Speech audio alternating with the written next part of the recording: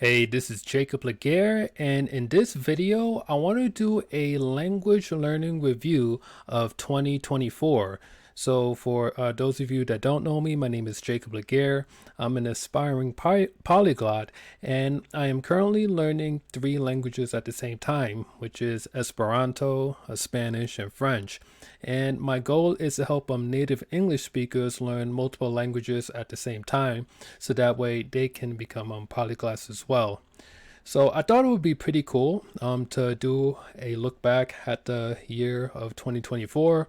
It's currently January 12th as I'm recording this, so the new year is still relatively new, and I've had it on my mind to make this video just to kind of show people like what I've been working on and some of the things that I'm doing, and hopefully you might find this pretty valuable. Now, I do plan on making more videos in the future as far as like my kind of like my methodology and my approach to language learning. So this is more just going to be an overview of some of the stuff I've done over the past year, like some insights, and hopefully you find this pretty cool. So we're going to start off first, with the big picture view behind everything. So as you can see here, from January all the way to September, I was pretty consistent as far as the amount of time that I was dedicating to my language learning. So I was averaging on average about 100 hours per month, which is pretty good, which is about where I want to be. You see, there was a few months where I wasn't quite able to hit that 100-hour mark. So I'm here in February, I was only hit 92 hours, which I think is partly due to the fact that February is a bit of a short month. It's only was like oh yeah, it's 2024, so it was 29 days. You had to remember the whole 28, 29 days thing. But anyways, yeah, so February is a bit of a short month, so I think that's part of the reason why I wasn't able to hit 100 hours. So for the most part, yeah, I was at around 100 hours. Okay, here I was like 97. So, I was about like in that ballpark as far as like the whole 100-hour mark goes. So you can see that right here. Now from October to December, I'm sure you can see things really started to pick up quite a bit. So in October, I did 133 hours. November was 137, and then I finished off in December with 144 hours. So there was a few things that had caused this to really like go up. One of the major things that caused the amount of time to go up in my language learning is due to the fact that I'm currently doing the Pimsleur course. So if you don't know what Pimsleur is, it's just another one of these language learning programs that's out there, and they have like a whole bunch of different languages, and the ones that I'm focusing on in particular are the Spanish and the French version. For the Spanish, so they actually have two types of Spanish. They have the Latin American Spanish, well, they have the Mexican Spanish, and they have like the Spain Spanish. So I'm actually from the United States, so I have a bit more of an affinity with the whole Latin American, like Mexican Spanish. So that's just the one that I decided to opt with, and I'm also doing the French program as well. So there are 5 levels in total. There's 30 lessons within each level.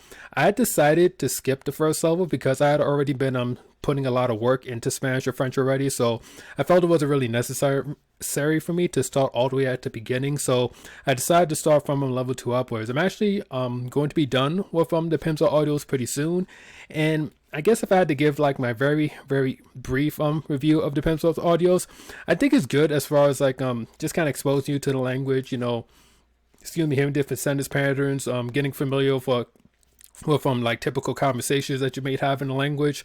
But I wouldn't really recommend spending the money like on that particular program. Like I did it actually as part of like a family plan, so to speak. So like me and a couple of people got together and purchased it. So I mean, I personally would have recommended, but I mean that's a story for another time. So anyways, that's just the explanation behind why like my hours went up so much between October and December. Also started doing a couple of other things as well. Like I've been doing shadowing, which is I just been doing that primarily for Esperanto. I also started like recording like the time that I've been writing in Esperanto. I started doing that for a bit, but I'll get a bit more into the details later once we start going down language by language. So this is just kind of like the overview of everything. You see over 1,300 hours. So let's try talking about, let's get into like some of these particular languages. So for me, I personally like to start off with Spanish first. So I'm just gonna go and switch this up so that way we just have the Spanish showing. Okay, so I just finished adjusting the settings now. So now we're only just looking at the amount of time that I put into Spanish. So as you can see here, it's pretty similar to when we was looking at the general overview. I was averaging about 32 31 hours per month, which I was pretty happy with. And as you can see here, once I started doing the Pimsless audios, I really jumped up quite a bit. So you see here I have 45, 47, 47, so it really went up quite a bit. So let's break down now like each category. So the first category we're going to go over is the EI. So EI just stands for extensive immersion. So basically what that means is that I'm just consuming the language, but I'm not trying too hard to like try to process everything that I'm listening to. I'm just kind of letting it wash over me. I try to stay in the flow, stay in the moment, so to speak, and really just allow like my conscious and my subconscious mind just to kind of take over and really just allow the language, to get into me, so to speak. So we're going to open this up. So you can see here, like it breaks down into a couple of different categories. So I have here on my listening practice, which is primarily just me listening to podcasts, like if I'm on the go and stuff. So I put in about 3 hours there. So that's actually less than 1% of my immersion. Over here, actually I have this split up. So this actually should be 22 hours. So I'll have to fix that at some point. Over here I have my listening to music. So there's a lot of people that say different things about listening to music. You're gonna notice that the whole listening to music thing appears on Spanish, French, and Esperanto, because I've always just been a really big music lover. Like some people don't like to count it, some people say it shouldn't count. I personally enjoy music. So I have here about 100 hours, which that seems about right to me. I also have here Dreaming Spanish. So this is something that I decided to track separately. I think if I could redo this over again, I'll probably just make this as part of watching YouTube and maybe just use a tag that says I'm Dreaming Spanish rather than just like creating like a whole separate thing for it. But anyways, that's neither here nor there. So I have 100 hours that I put in through this Dreaming Spanish, to just like watching YouTube videos. I have another 81 hours there. So in total, I got 300 hours of that extensive immersion, so I'm pretty happy about that. Okay, definitely press the wrong button. All right, sorry for the blooper. So moving on, we have here 60 hours. So as far as like the intensive immersion, that's basically just Closemaster. So I'm gonna pull up Closemaster in case you're not familiar with it. Yeah, so Closemaster is basically this online application that allows you to learn language in context. So the way that it works is like it'll show you a sentence, and then from that sentence you're given. So actually there's a few modes. For here, like I'm using the Esperanto version, you have multiple choice and text input. I'll show you the one for Spanish as well. The one for Spanish and French are pretty similar to one another. So the only big difference is that Spanish and French has listening and speaking. So unfortunately with Esperanto, there is no listening or speaking. So from here you have different modes. You could do either multiple choice, text input, or transcribe, which is basically just write the entire sentence by listening to it. I've actually never tried that mode before, so I don't know. That sounds a little too intense for me. But I'm just gonna show you guys real quick what this looks like. Okay, so right now it just play some audio for me. I'm just gonna hit this. See, so here like I have a couple of different options. So what it said was electronicos correos. I don't think I have the audio on for to hit like to listen to the computer sound, but in any case, this is how it looks like. So the way that I do it personally, so that way I can count it as intensive immersion, is that I don't have any of the translations showing. So I'll just listen to the sentence, choose a correct answer, or usually I'll do the typing one where I just type in the correct answer, and then from here I try to figure out exactly what the sentence is saying. So I'm using this sentence as an example. So it says Sigo Resquiembo Electronics something receiving emails. I'm not sure what this word means, but let's see. Oh, I keep receiving unwanted emails. I see. So anyways, yeah, so that's how I'll do it. You know what I mean? So it's pretty fun. I highly recommend doing it. I probably will make a separate video about Closemaster, in the future, but just wanted to show you guys that real quick. So in total, I have 60 hours that I put into that. And for priming, so priming is basically me just learning about the language. So basically anything that's not me consuming the language or just immersing myself in the language will most likely fall into priming. And for priming, that basically breaks down into the pencil lesson, which is what I was talking about previously, as well as Anki. So I'm a very big Anki guy. I know some people can't stand Anki, but I think Anki is honestly one of the best tools that you can use to help you with memorized vocabulary words. Now, it does have to be set up a certain way, and I do believe you have to go about using Anki in a certain way in order to get the most benefit out of it. But once you figure all of that stuff out, I mean, there's honestly like you're not gonna find a tool that's matches Anki as far as like what it can do. So highly recommend using Anki. So you can see here I put in 32 hours, well just under 33 hours into Anki. So yeah, that is Spanish in a nutshell. 400 hours I put in last year. So now we're going to move on to French. All right, so now we have here the French that I've put in over 2024. So here I have 457 hours that I put into French, which breaks down to the same categories as I had before with Spanish. So just when we open this up, so for listening practice, which is just podcasting, I have 14 hours. Music, I have 117 hours, and on watching YouTube videos, I have 175 hours. Then moving down here for Close Master, which I already showed you guys, that's something I have 59 hours. I think it's a little less than Spanish. I'm not sure how that happened exactly, but that's something I have to look into. And then for here, for priming, I have the pencils audios, and I have Anki, which is 49 hours. So you can see I'm very, very serious about my Anki. So last but not least, let's look at Esperanto. So in a way, I kind of wanted to save the best for last when it came to Esperanto, because I will say that out of the 3 languages that I'm studying currently, my Esperanto is by far the strongest. I feel really good about my Esperanto, and yeah, I'm really happy that I have it as part of my stack. Because the way that Esperanto is formed is that it's very easy to pick up, and if you're someone that speaks native English, I mean, you're going to have a fairly easy time picking this up compared to like a natural language like Spanish or French. I mean, I still love the Spanish language and the French language. They both have rich history, a ton of culture. Like I definitely love those languages, but the fact that I can learn a language like Esperanto and I can just see myself progressing so quickly and getting to the point where I can express myself and have conversations, and like it's a lot of fun. Like I would highly recommend it. Like, you'll be seeing me post a lot more videos about Esperanto in the future, but yeah, I mean, if you're a native English speaker and you're someone that really wants to learn the second language, and you want to become bilingual as soon as possible, I mean, you really can't do much worse than Esperanto. Like it's a language that I really just have a lot of fun in. So with that said, we're just going to look into the categories by before. So for extensive immersion, I have 114 hours. So I actually do a lot of listening with Esperanto.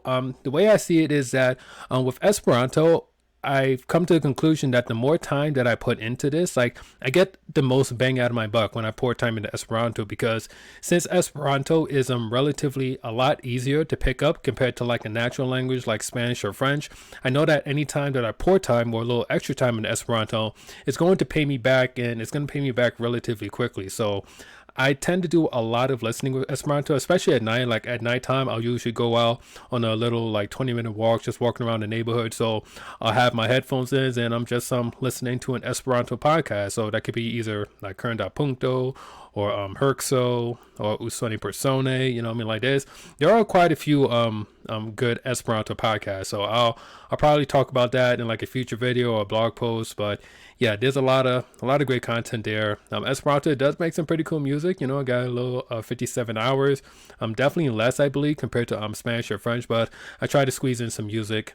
Yeah, this was something I did one time, like listening/reading to UIA Facila. I'll show you guys that site real quick.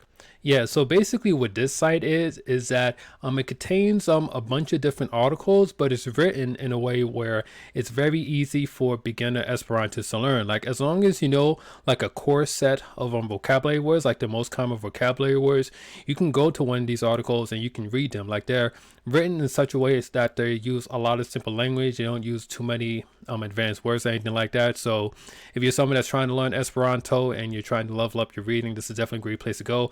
I just never really stuck with it, so to speak, as far as increasing, like as far as like tracking the amount of time that I was putting into like immersion and stuff. But it's definitely a place I should probably try to visit a bit more. So for here, for YouTube, yeah, I don't know why I have the split here. I have to fix that. But yeah, so here I have about 146 hours of watching YouTube content. And for Closed Master, I just got just under 60 hours.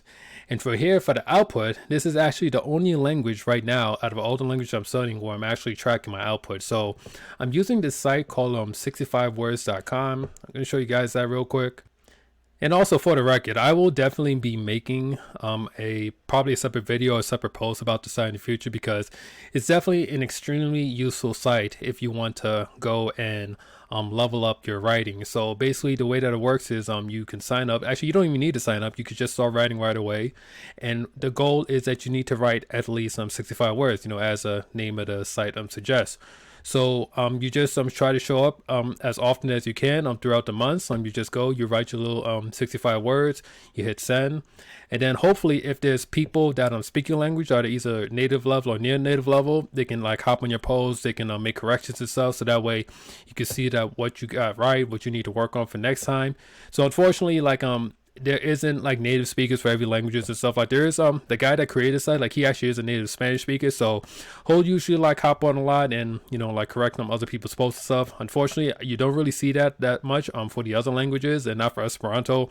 I'm probably one of the most consistent people using Esperanto on this site. But yeah, if you're that person where you're at that point where you're able to like start outputting in a language where that's either like writing or speaking, I would definitely recommend checking this site out.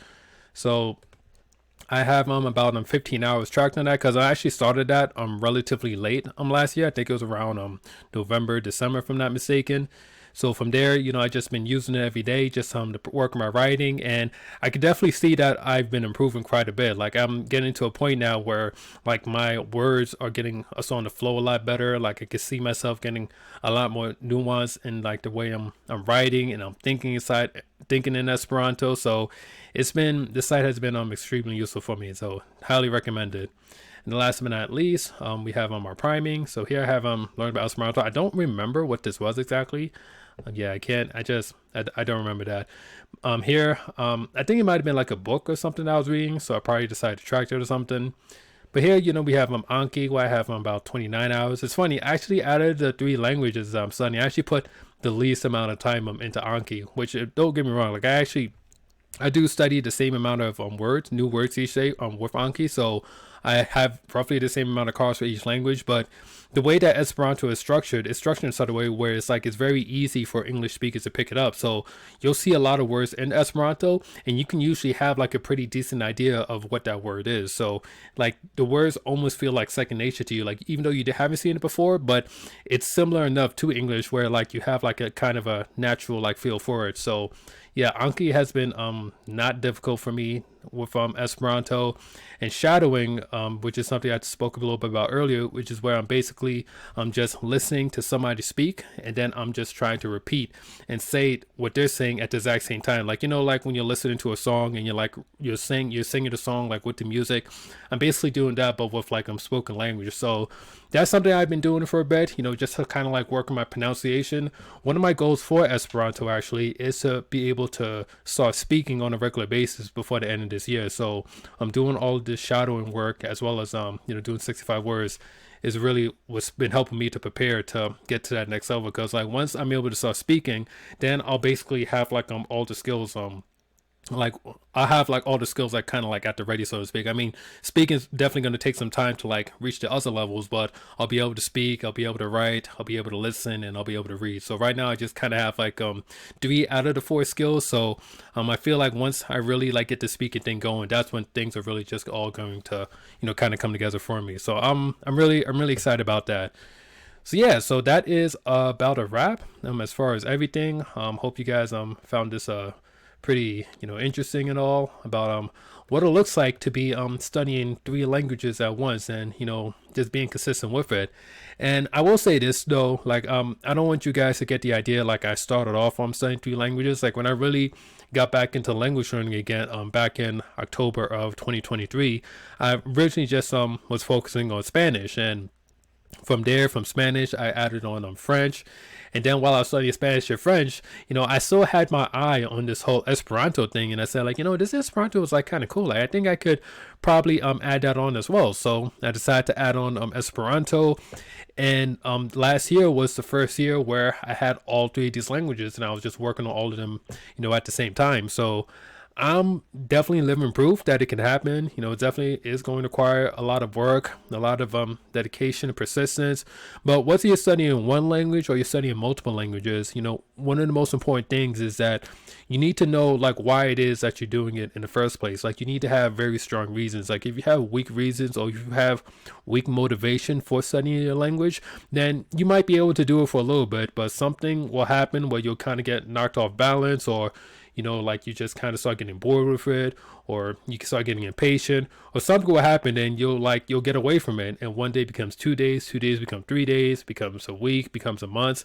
And I'm speaking from personal experience, like when I tried to get into language learning, I mean, it was a couple of things, like part of it was like just not having strong enough motivation. Another part of it was not really knowing what I was doing. So I would feel like I was progressing, but I also felt like I was just kept learning the same stuff over and over again. But it wasn't until like around 2023 where I was able to find some videos, find some people that really knew what they was doing, and I just really dove into it, and I learned a way that just really made sense for me. So this is what you're seeing here. This is like the end product of just being able to find the right system, the right tools, the right methodology, and just having it all come together and just being consistent with it. Because I mean, you can have the best plan in the world, but if you're not consistent in executing that plan, then you're not going to make any sort of progress, and it's not really going to do you any good. So yeah, so I see this video is already over 20 minutes now. I wasn't sure how long this video was going to be, but anyways, I hope you guys found this interesting. Make sure to hit the subscribe button and also tap the bell icon, so that way you'll be notified as soon as I drop some new content. I got a lot more cool stuff on the way. This is Jacob Laguerre. I'm Polyglot in Training. I am signing off, and I will see you in the next video. Peace.